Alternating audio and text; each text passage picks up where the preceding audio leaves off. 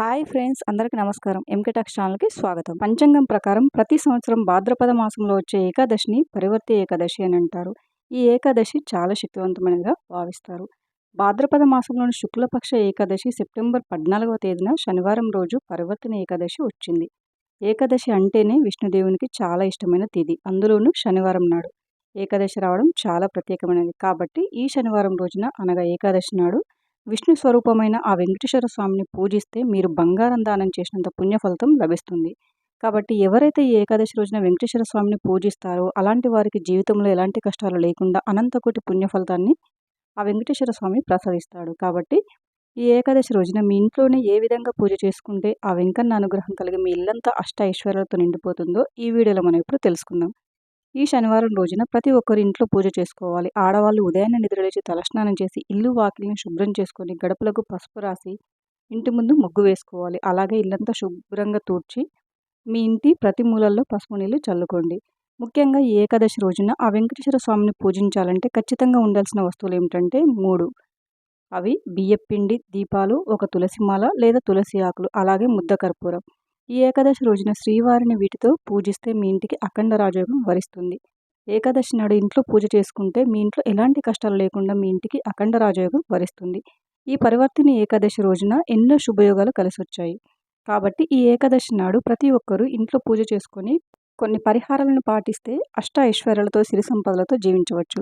శనివారం రోజున మాత్రమే దేవుని పటాలను శుభ్రం చేసుకోవాలి. కాబట్టి ఈ శనివారం రోజున మీ పూజ గదిని శుభ్రం చేసి పసుపు నీటితో దేవుని పటాలను శుభ్రంగా తుడిచి కుంకుమ బొట్లు పెట్టండి.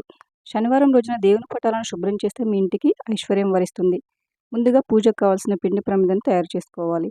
కొంచెం బియ్య పిండిని తీసుకుని అందులో కొన్ని నీళ్లు కానీ పాలను కానీ పోస్తూ ఒక ముద్దలాగా తయారు చేసుకోండి. ఇప్పుడు ఈ పిండితో 3 ప్రమిదలను తయారు చేయండి. ఈ విధంగా 3 పిండి ప్రమిదలు తయారు చేసి వాటికి కుంకుమ బొట్లు పెట్టి నమస్కారం చేసుకోండి.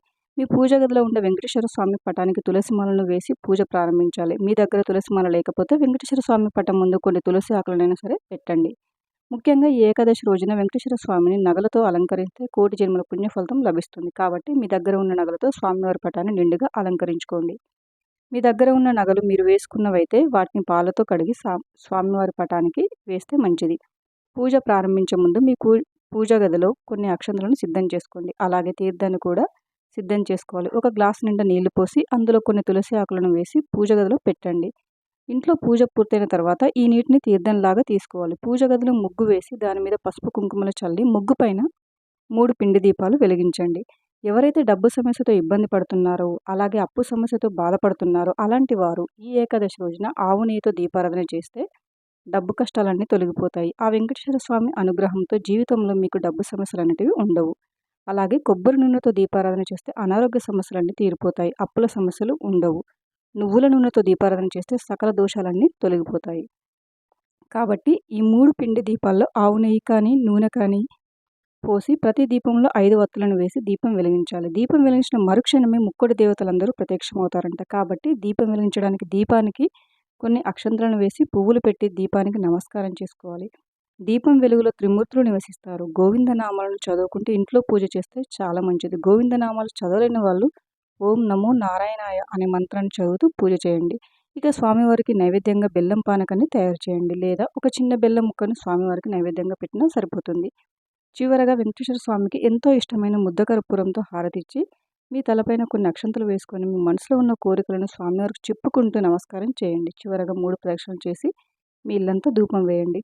ఈ విధంగా శనివారం నాడు ఏకాదశి పూజను చేసుకుంటే ఆ వెంకన్న అనుగ్రహం మీ ఇంటిపై ఉంటుంది. ఇక ఏకాదశి రోజు ప్రతి ఒక్కరు ఖచ్చితంగా చేయాల్సిన చాలా శక్తివంతమైన పరిహారం ఏమిటంటే ఇంట్లో పూజ పూర్తయిన తర్వాత ఒక పసుపు వస్త్రాన్ని తీసుకొని అందులో 7 లవంగాలు వేసి మూట కట్టి మీ పూజ గదిలో ఉన్న వెంకటేశ్వర స్వామి పటం ముందు పెట్టి ధూపం వేయండి. తర్వాత ఈ మూటను తీసుకెళ్ళి మీరు డబ్బు దాచే చోట పెట్టండి. ఇలా చేస్తే మీ ఇంట్లోకి విపరీతంగా డబ్బు వస్తూనే ఉంటుంది.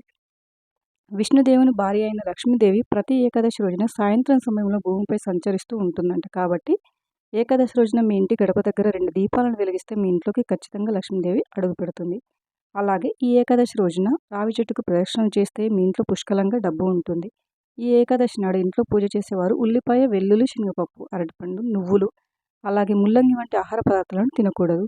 అలాగే ఏకాదశి రోజున ఉప్పు తినకూడదని కూడా అంటారు. ఏకాదశి నాడు ఉప్పు తింటే మీ అనారోగ్య సమస్యలు వచ్చే అవకాశాలు ఎక్కువగా ఉంటాయి.